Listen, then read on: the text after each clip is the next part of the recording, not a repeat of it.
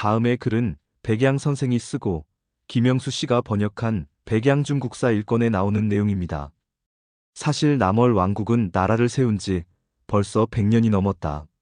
개국 군주 조타는 지난 세기 말에 진승과 오광이 거병했을 때 진 왕조의 남해군 민병 사령관도위를 맡아 즉각 대유령으로 통하는 산길을 끊어 전쟁이 남쪽으로 확대되는 것을 저지하고 스스로 왕이 되어 남월 왕국을 건설한 인물이다. 그 후 왕위는 사대를 이어왔고 정부 대신과 백성은 모두 중국과 병합되기를 원치 않았다. 그래서 규태후 모자는 고립될 수밖에 없었다. 기원전 112년 제상여가가 정변을 일으켜 규태후와 조응을 죽였다. 그러고는 조영제의 봄국 남월 아내에게서 난 아들 조건덕을 세웠다. 그리고 이듬해인 기원전 111년 중국 원정군이 수도 번우를 공격하여 여가와 조건덕을 사로잡고 남월 왕국을 멸망시켰다. 중국은 그 땅을 나누어 다음과 같이 10개의 군을 두었다. 1. 남해군 광동성 광주, 2. 창호군 광서성 오주, 3. 교지군 베트남 하노이, 4. 하포군 광서성 하포, 5. 웅림군 광서성 개평, 6. 구진군 베트남 청화, 7. 일남군 베트남 동화, 8. 주해군 해남성 경산, 9. 담이군 해남성 담주, 13군 광서성 숭좌. 한국 사람들은 은근히 동남아시아의 베트남을 무시하는 경향이 있는데 이는 크게 잘못된 시각입니다. 지금도 베트남은 태국과 더불어 동남아시아를 대표하는 군사 강국이며 이웃 라오스와 캄보디아에도 베트남의 정치적 영향력이 적지 않음을 우리는 알아야 합니다. 그들은 자존심이 무척 세고 여성의 사회적 지위도 높으며 중국에게 조차 결코 지려고 하지 않는 강인한 민족성을 가진 사람들입니다. 함부로 경시하다가 뒤에 크게 후회하는 일이 발생할 것입니다. 베트남은 역사적으로 조타가 세운 남월에서 그 뿌리를 찾을 수 있습니다. 건국 설화를 갖고 있는 발랑 왕국이나 어우락 왕국 등도 그 시초가 될 수 있겠지만 위만 조선과 비교해보기 위해서는 조타가 세운 남월이 적합하기 때문에 여기서는 남월을 중심으로 이야기를 전개해 나가보도록 하겠습니다. 위만 조선은 한무제 시기가 되어서야 중화에 복속되었지만 남월은 이미 진시황 때 중화의 일부가 되었었습니다.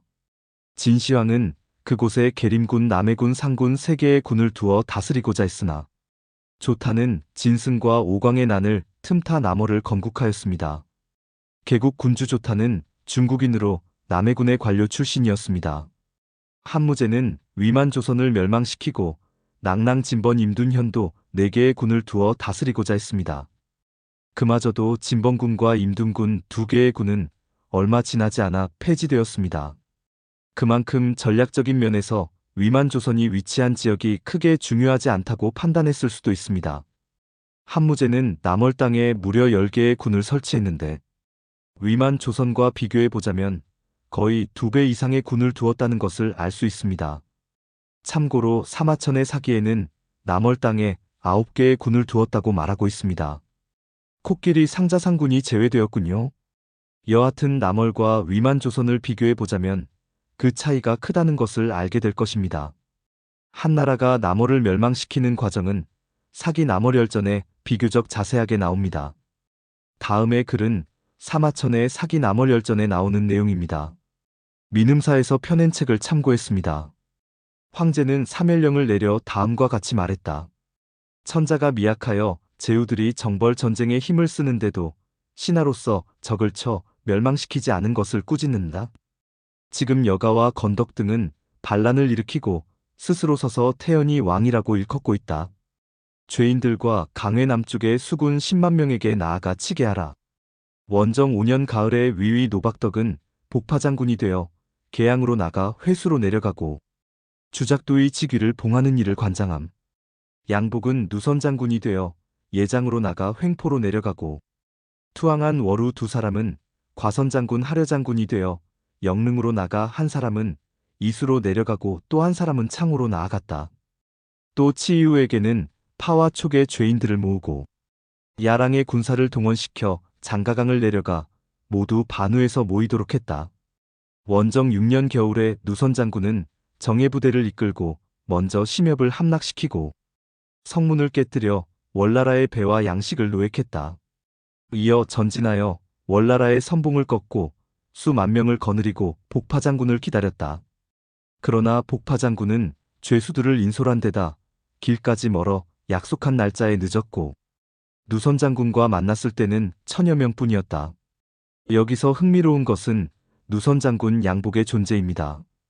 그는 위만 조선을 멸망시키는 전쟁에도 등장하는 인물입니다.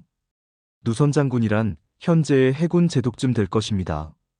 주로 연안 전투에 동원되던 누선을 지휘소 삼아 전시수군을 책임지던 무관의 지위로 보여집니다. 양복은 누선장군이 되기 이전 자귀를 봉하는 일을 관장하던 주작도이였다고 하는데 남월과 전쟁을 위해 누선장군으로 임명된 것으로 보여집니다. 그리고 남월 멸망의 결정타를 날린 복파장군 노박덕의 예하 군졸의 수가 겨우 1000여 명에 지나지 않았다는 사실도 놀라운 일입니다. 지금부터는 사기 조선열전과 비교하면서 이야기를 풀어나가고자 합니다. 다음은 조선열전에 나오는 내용입니다. 천자는 죄수들을 모집하여 조선을 치도록 했다. 그해 가을에 누선장군 양복을 제나라에서 발해로 건너가게 하였는데 군사가 5만 명이나 되었다. 좌장군 순채에게는 요동에서 나가 우거를 토벌하게 하였다. 우거는 군사를 출동시켜 험준한 곳을 이용해 대항하고 있었다. 우선 전쟁에 참여한 군사수를 놓고 비교하자면 남월 때는 10만 명이 동원되었는데 위만조선 정벌 시에는 5만 명이 동원되었다고 합니다. 남월 때의 절반에 해당합니다. 그러나 전황은 남월 때와 비교해서 매우 복잡하게 전개된 것으로 보여집니다. 미리 도착한 누선장군이 패함으로써 처음부터 꼬여가기 시작했던 것 같습니다. 그러나 위만조선 내부의 상황도 그리 좋지만은 않았습니다. 여러 정황을 놓고 판단해 볼 때 맞서 싸우자는 측과 항복하고 목숨을 건지자는 측 양측이 서로 대립했던 것으로 보여집니다. 결국 일은 비극적인 결말을 맺게 되는데 위만조선왕 우거는 부하의 손에 죽임을 당하고 위만조선은 멸망하게 됩니다. 그나마 대신 성기가 끝까지 싸우다 죽음으로써 후세의 이름을 남기게 됩니다. 이상이 사마천의 사기를 통해 알 수 있는 위만조선의 멸망 과정입니다. 그런데 저는 여기서 한 가지 의문을 제기하고자 합니다. 당시 위만조선은 지배층을 형성하고 있던 소수의 중국, 유민 출신들과 다수의 피지배층을 이루고 있던 조선 사람들로 구성되어 있었을 것입니다. 사기 조선열전을 통해 미루어 짐작해보건대 멸망 과정 중 내분이 적지 않았다는 것을 알 수 있습니다. 그렇다면 한나라의 지배를 받아들일 수 없던 다수의 조선 사람들은 그곳 땅을 떠나지 않았을까요? 그렇다면 혹시 이때 위만조선의 멸망으로 터전을 잃은 조선 사람들이 동북쪽으로 도주하여 숙신의 무리가 된 것은 아닌가 하는 의문이 듭니다. 고구려 동천왕이 조위의 명장 관구검에게 쫓겨 도주하던 길을 떠올려 본다면 불가능하기만 한 상상도 아니죠.